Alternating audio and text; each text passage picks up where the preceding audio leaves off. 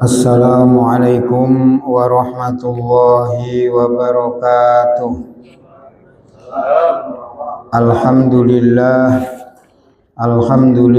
nahmaduhu wa nasta'inuhu wa nastaghfiruh wa nu'minu bihi wa natawakkalu alaihi wa na'udzu bihi min syururi anfusina wa min sayyiati a'malina. May yahdihillahu fala mudilla lahu wa may yudlilhu fala hadiyalah. Wa nashhadu an la ilaha illallah wahdahu la syarikalah wa nashhadu anna sayyidana wa maulana Muhammadan abduhu wa rasuluh. Amma ba'dah. Jamaah salat zuhur yang dirahmati Allah Subhanahu wa taala. Lagi dan lagi mari kita bersyukur kepada Allah Subhanahu wa taala atas karunia dan anugerah Allah taala yang telah diberikan kepada kita, sehingga pada kesempatan ini kita bisa dikumpulkan oleh Allah taala dalam suasana yang penuh berkah, di tempat yang penuh berkah, di waktu yang penuh berkah, bahkan di bulan yang penuh berkah. Semua keberkahan ini semoga Allah Ta'ala curahkan kepada kita semua. Amin Allahumma amin. Sholawat serta salam semoga tercurah kepada junjungan kita Nabi besar Muhammad Sallallahu Alaihi Wasallam, yang kita harapkan syafaatnya khususnya nanti di yaumil uzma. Amin Allahumma amin. Jamaah sholat duhur yang dirahmati Allah Ta'ala, pada kesempatan siang ini kita akan membahas tafsir Al-Quran surat Al-Baqarah ayat 183 dan 184. A'udzu billahi minasy syaithanir rajim. Bismillahirrahmanirrahim. Ya ayyuhalladzina amanu kutiba alaikumus siyam kama kutiba alal ladzina min qablikum la'allakum tattaqun. Ayyaman ma'dudat. Faman kana minkum maridan aw ala safarin fa'iddatum min ayyamin ukhar wa 'alal ladzina yutiqunahu fidyatun ta'amu miskin faman syahida minkum asy-syahra falyasum wa man tatawwa'a khairan fahuwa khairul lah wa antasumu khairul lakum in kuntum ta'lamun. Shadaqallahul azim. Bismillahirrahmanirrahim. Ya ayyuhalladzina amanu, wahai orang-orang yang beriman. Kutiba ay furido, kutiba telah difardukan, alaikum ke atas kalian semua, asyamu puasa, kama kutiba alal ladzina min qablikum, sebagaimana telah diwajibkan atau difardukan ke atas orang-orang dari sebelum kalian. La'allakum tattaqun, supaya kalian takut atau bertakwa untuk tidak menjalankan maksiat-maksiat. Ayyaman ma'dudat, puasa itu pada hari-hari yang terhitung.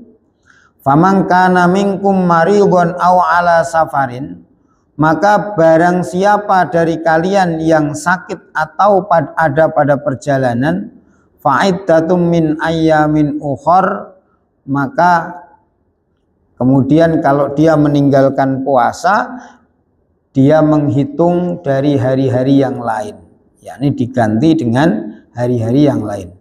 Wa 'alal ladzina yutiqunahu fidyatun ta'amu miskin, ay la yutiqunahu.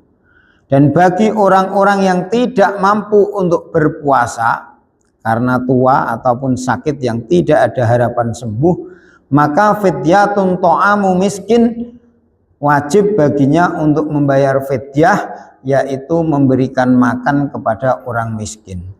Faman syahida minkumus syahra falyasum. Barang siapa di antara kalian yang ketemu bulan Ramadan maka puasalah. Dan barang siapa faman tatawwa'a khairan fahuwa khairullah. Dan barang siapa yang menambahkan ke atas ukuran fidyah tadi maka itu lebih baik baginya. Wa antasumu khairul lakum. Dan puasa kalian itu lebih baik bagi kalian in kuntum ta'lamun apabila kalian tahu. Jamaah sholat duhur yang dirahmati Allah Ta'ala, di sini ada beberapa perkara yang akan kita kupas. Di antaranya yang pertama, ya ayyuhalladzina amanu. Kita sering mendengar ketika ayat Al-Quran menggunakan bahasa ya ayyuhalladzina amanu, berarti ayat itu merupakan ayat madaniyah. Kalau ayat makiyah atau surat-surat makiyah biasanya menggunakan ya ayyuhan nas. Tapi kalau surat-surat madaniyah atau ayat-ayat yang diturunkan setelah hijrah maka menggunakan bahasa ya ayyuhalladzina amanu. Ya ayyuhalladzina amanu kutiba alaikumussyam. Wahai orang-orang yang beriman, telah difardukan ke atas kalian puasa. Ayat ini turun pada tahun kedua Hijriyah bulan Sya'ban. Ketika Nabi Shallallahu Alaihi Wasallam hijrah, maka Nabi Shallallahu Alaihi Wasallam sampai di Madinah melihat orang-orang Yahudi mereka berpuasa pada tanggal 10 bulan Muharram atau puasa Asyura. Maka Nabi Shallallahu Alaihi Wasallam bertanya kepada orang-orang Ansor, ini apa kok mereka berpuasa? Maka kemudian mereka menjawab, mereka menghormati atau mensyukuri atas diselamatkannya Nabi Musa dari kejaran Fir'aun. Yaitu Nabi Musa diselamatkan oleh Allah Ta'ala pada bulan Muharram tanggal 10. Maka kemudian Nabi Shallallahu Alaihi Wasallam bersabda, sesungguhnya kita lebih berhak terhadap Musa daripada mereka, karena kita ini penerus agama Samawi, kita ini penerus agama Ibrahim yang kemudian diteruskan Musa, kemudian diteruskan Isa sampai kepada Nabi Shallallahu Alaihi Wasallam. Maka kita lebih berhak daripada mereka untuk menghormati atau mensyukuri atas diselamatkannya Musa. Maka kemudian Nabi perintahkan sumu, puasalah kalian. Mulai saat itu diwajibkan puasa tanggal 10 bulan Muharram. Artinya 2 tahun Nabi Shallallahu Alaihi Wasallam puasa itu tanggal 10 bulan Muharram. Tidak ada kewajiban yang lain. Setelah Muharram tahun kedua, kemudian masuk bulan Sya'ban tahun kedua, Allah Ta'ala perintahkan ayat ini. Ya ayyuhalladzina amanu kutiba alaikumussyam kama kutiba alal ladzina min qablikum la'allakum tattaqun. Jadi nabi-nabi terdahulu, bahkan kaum-kaumnya nabi terdahulu, mereka juga diperintahkan oleh Allah Ta'ala berpuasa. Hanya caranya berpuasa itu tidak sama antara kita dengan mereka. Makanya Imam Shawi mengatakan bahwasanya diserupakan, yakni kama kutiba alal ladzina min qablikum itu bukan sama puasanya, bukan caranya, bukan bilangannya juga bukan. Hanya mereka diperintahkan puasa, kita juga diperintahkan puasa. Adapun caranya setiap nabi berbeda, begitu juga waktunya juga berbeda. Maka di situ kita diperintahkan. Kenapa kok Allah Ta'ala sampai menyampaikan kama kutiba alal ladzina min qablikum? Karena Allah Ta'ala tahu puasa ini merupakan amalan yang berat. Amalan yang berat. Maka untuk memberikan taknis, memberikan keringanan, memberikan supaya mental mereka merasakan, oh ini perkara ini dulu juga diberikan supaya kita merasa agak ringan, maka diberikan kabar dulu bahwasanya umat sebelum kamu juga mereka dulu diperintahkan puasa. Karena yang namanya perkara berat itu kalau diangkat sendirian itu Masya Allah, tapi kalau banyak temennya, ada jalur busway, satu orang lewat, oh ketangkep polisi berat sekali. Tapi kalau 50 kok ketangkep semua, wah itu ringan Pak. Begitu juga ujian yang datang pun juga demikian. Kalau kita mendapat ujian kok satu orang itu berat, tapi nanti tengok kanan kirinya kok ternyata sama, menjadi ringan. Makanya Allah Ta'ala meringankan mental umat Muhammad dengan mengatakan kama kutiba alal ladzina min qablikum. Untuk apa puasa itu dikerjakan? La'allakum tattaqun, supaya kalian bertakwa. Atau dalam tafsir lain dikatakan supaya kalian takut terhadap maksiat, terjaga dari maksiat. Sebagian ulama mengatakan jadi puasa ini adalah wahana. Puasa ini adalah satu waktu yang digunakan untuk meningkatkan derajat orang beriman. Dari tingkatan mukmin menjadi tingkatan muttaqin. Tingkatan orang yang taat kepada Allah yang paling rendah adalah Islam. Orang Islam atau muslim. Satu ketika orang-orang Arab Badui datang kepada Rasulullah Shallallahu Alaihi Wasallam. Kemudian mereka mengucapkan kalimat syahadat. Setelah mereka mengucapkan kalimat syahadat, maka mereka mengatakan kepada baginda Nabi, ya Rasulullah, kami sudah beriman. Kami sudah baru mengucapkan kalimat syahadat, mereka langsung mengatakan, ya Rasulullah, kami sudah beriman. Maka kemudian diingatkan oleh Allah Ta'ala, qalatil a'rabu amanna qul lam tu'minu walakin qulu aslamna walamma yadkhulil imanu fi qulubikum. Orang-orang Arab Badui, Allah Ta'ala turunkan Al-Quran, ayat Al-Quran. Orang-orang Arab Badui mereka mengatakan ketika sudah mengucapkan kalimat syahadat, mereka mengatakan amanna, kami beriman wahai Rasulullah. Kemudian Allah Ta'ala katakan, qul, katakan wahai Muhammad, lam tu'minu, kalian belum beriman, walakin qulu aslamna, tetapi katakanlah kami sudah Islam. Kenapa? Karena iman belum masuk ke dalam hati. Kalau Islam, ucapkan kalimat syahadat, ini langsung Islam Pak. Makanya kalau KTP kok Islam, ini sah-sah saja. Walaupun belum sholat, walaupun belum bayar zakat, walaupun belum haji, tetap sah-sah saja. Kenapa? Karena ketika orang itu kok mengucapkan kalimat syahadat, dua kalimat syahadat, berarti dia sudah menjadi orang yang muslim.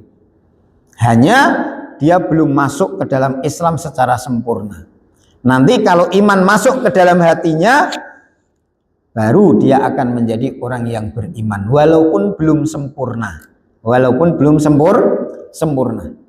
Nih, ada orang satu ketika dalam satu peperangan, ada orang kafir ketika mau dibunuh oleh Usamah bin Zaid, akan dibunuh oleh Usamah bin Zaid, maka ketika itu dia mengucapkan kalimat syahadat. Sudah mau dipenggal kepalanya, mengucapkan kalimat syahadat. Maka setelah itu, karena Usamah bin Zaid tahu orang ini mengucapkan kalimat syahadat supaya selamat, jadi sebagai tameng saja, sebagai pelindung saja, akhirnya sama Usamah dipenggal juga kepalanya.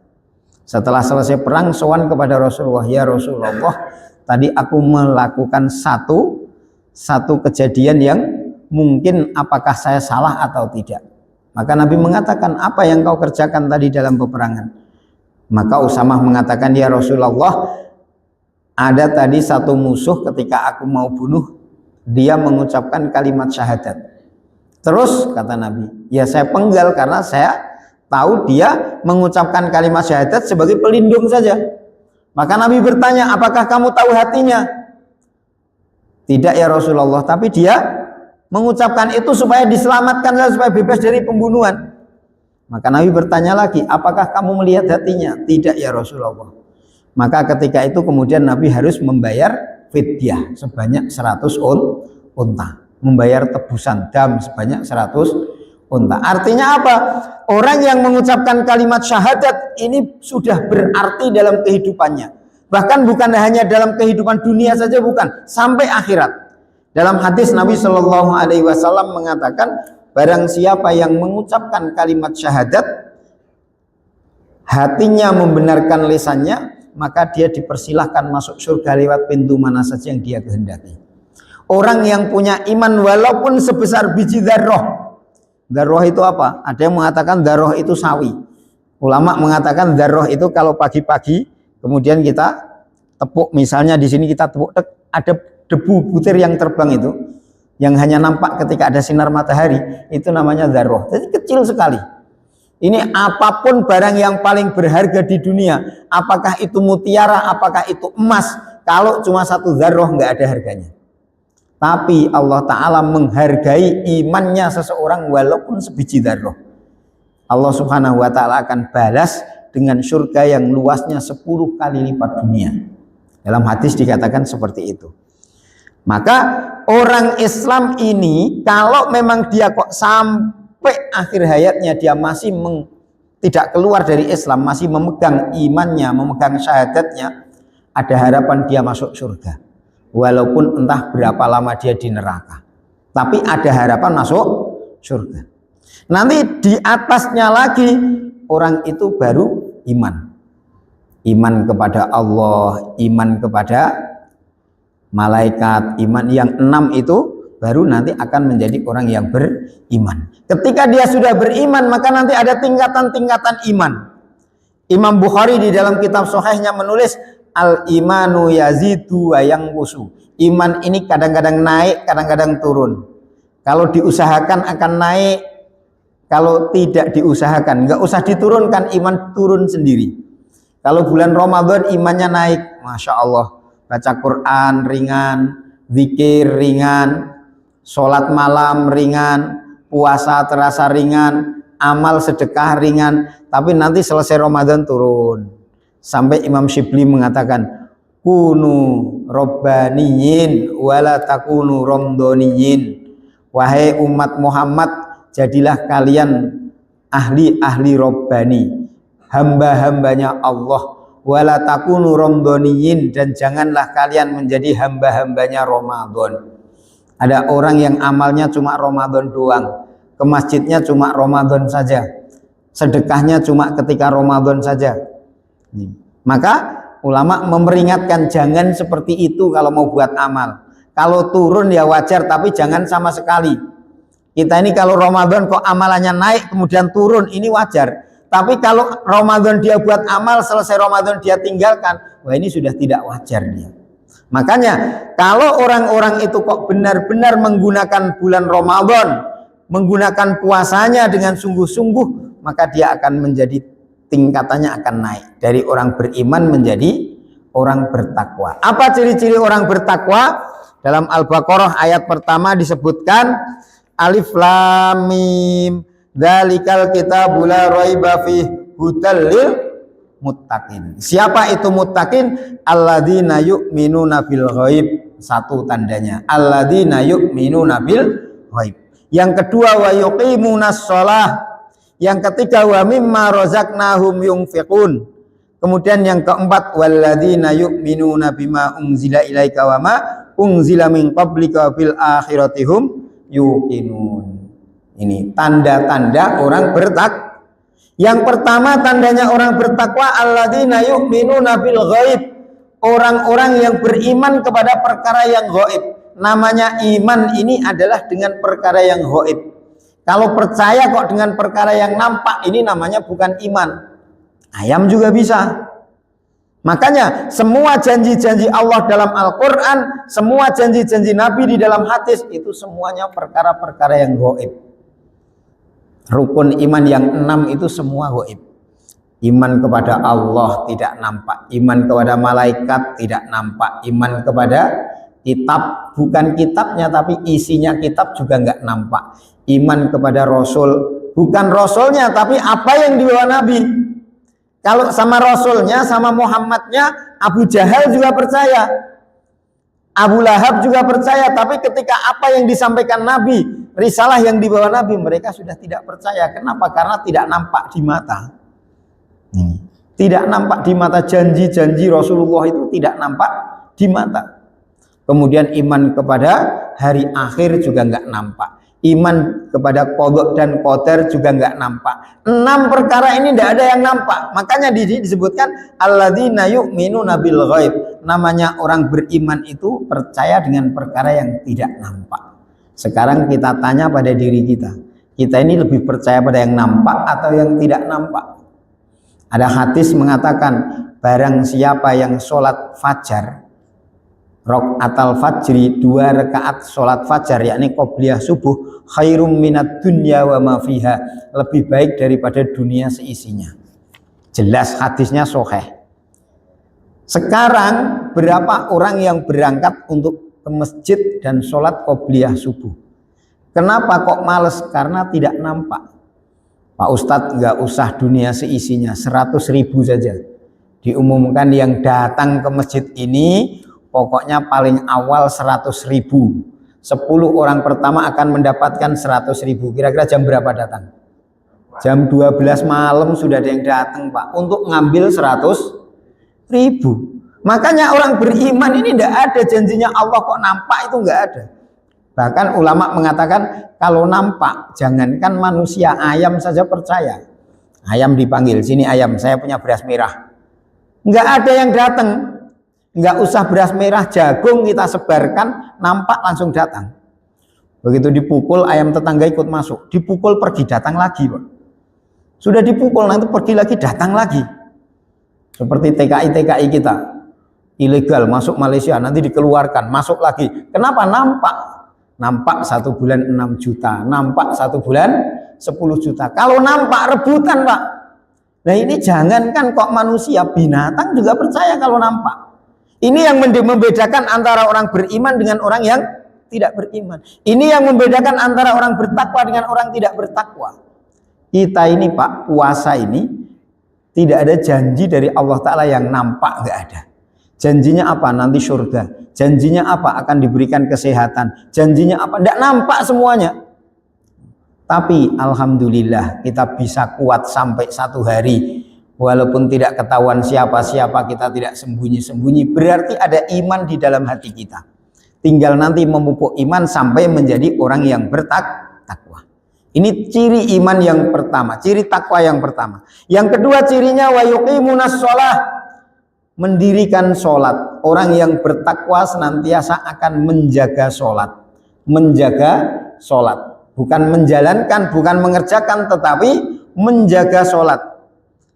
Apa bedanya menjaga dengan mengerjakan? Kalau mengerjakan itu yang penting sholat. Yang namanya menjaga, penjaga gawang kok di belakang gawang, ya bonyok, Pak. Yang namanya penjaga itu ya di depan. Syukur-syukur belum masuk waktu zuhur sudah duduk di masjid.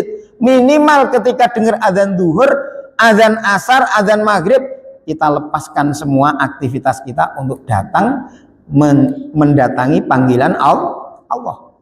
Ini nanti Allah Ta'ala akan memberikan jaminan-jaminan yang ada, janji-janji yang ada, lagi-lagi tidak nampak di mata. Ini. Tapi yang mesti orang-orang yang menjaga sholatnya, maka hidupnya akan diberikan ketenangan oleh Allah Ta'ala. Kemudian yang berikutnya tandanya orang yang bertakwa, wa mimma razaqnakum yunfikun. Dia akan menyedekahkan mimma. Mimma itu tidak semuanya tapi sedikit. Sedikit, Pak. Dia akan menyedekahkan dari apa, akan menginfakkan dari apa yang aku rizkikan. Sedikit, nggak banyak-banyak. Allah Ta'ala tidak meminta banyak kepada kita. Zakat mal itu paling banyak berapa, Pak? Paling banyak itu 1/40. Berarti berapa? 2,5%. Nggak nyampe 5%, Pak. Nggak nyampe 5.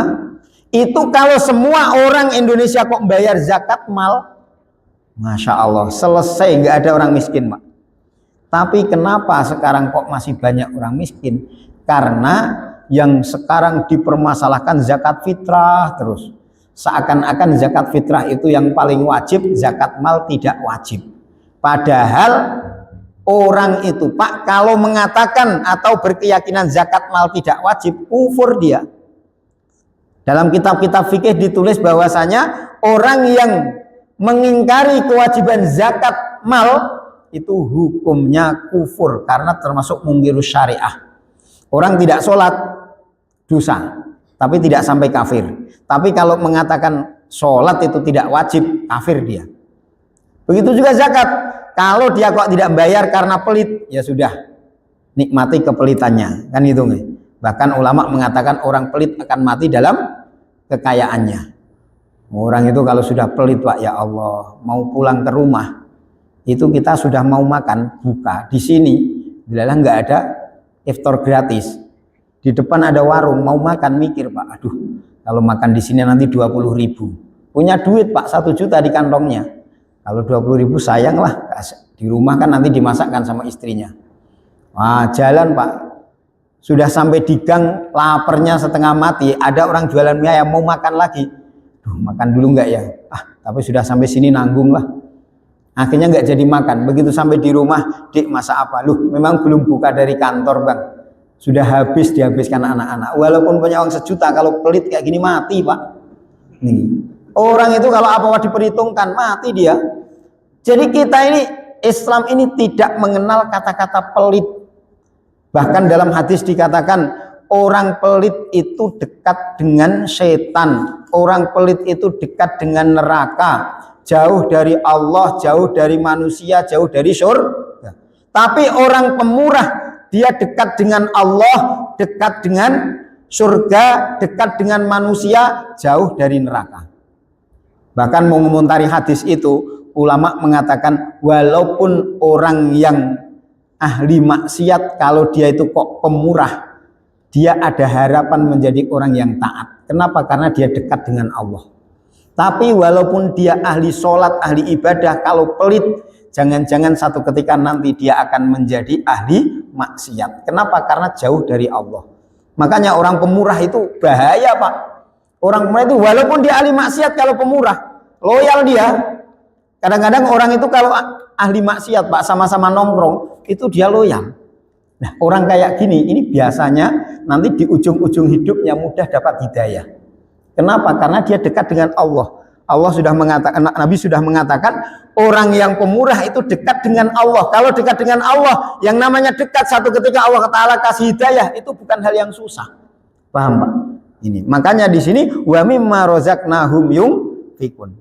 Kemudian walladzina yu'minuna bima unzila ilaika wa ma unzila min qablik wa bil akhirati hum yuqinun. Yang berikutnya tandanya orang bertakwa, iman dengan perkara yang diturunkan kepada Muhammad, yakni Al-Qur'an, dan perkara yang diturunkan kepada nabi-nabi sebelum Muhammad.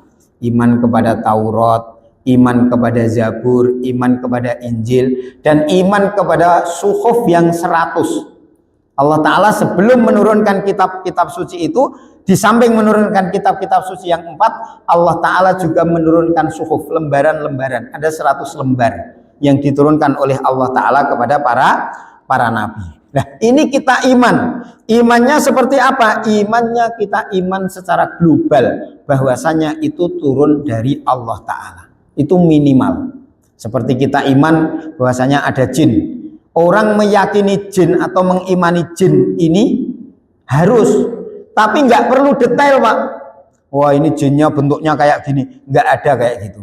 Bahkan ulama mengatakan kalau orang kok percaya jin itu, 1000 kabar dari jin, yang benar 1 sudah baik.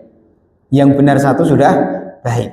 Tapi kita wajib mengimani jin itu ada secara global. Kalau kita tidak yakin bahwasanya jin itu ada, atau kita tidak mengimani kalau jin itu ada, berarti iman kita kurang sempurna. Kenapa? Karena di dalam Al-Quran ada surat jin, dan Nabi pernah ketemu dengan jin, dan banyak jin yang masuk Islam. Bahkan Allah Ta'ala mengatakan wa ma khalaqtul jinna wal insa. Artinya Allah Ta'ala menciptakan jin, berarti di dunia ini jin itu ada. Hanya secara detail kita tidak wajib untuk mengimani. Percaya tukang jin malah dilarang oleh Imam Syafi'i. Ini tentang masalah orang-orang yang bertakwa. Kemudian hari-harinya puasa itu ayyamam ma'dudat, ada hitungannya. Berapa hari? 1 bulan. hitungannya 1 bulan. 1 bulan itu kalau hijriah, kalau enggak 29 hari, 30 hari. Kalau lebih dari 30 hari enggak ada. Kalau kurang dari 29 hari berarti nanti qadha 1 hari. Contohnya bagaimana? Ada orang di sini pergi ke Amerika atau orang Amerika pergi ke sini. Ketika dia berangkat terbang ke sini, 1 hari hilang. Ternyata di sini cuma 29 hari puasanya. Sampai di sini sudah Ramadan, sudah Idul Fitri. Nah, kalau seperti itu berarti dia puasa cuma 28 hari. Dan ini banyak kejadian seperti itu. Maka kalau baru 28 hari, dia wajib mengqadha 1 hari. Karena bulan Hijriah minimal 29 hari. Begitu juga kalau sudah lebih 30 hari, maka nggak boleh dia puasa. Sampai di sini kok ternyata orang sini sudah puasa semua. Padahal saya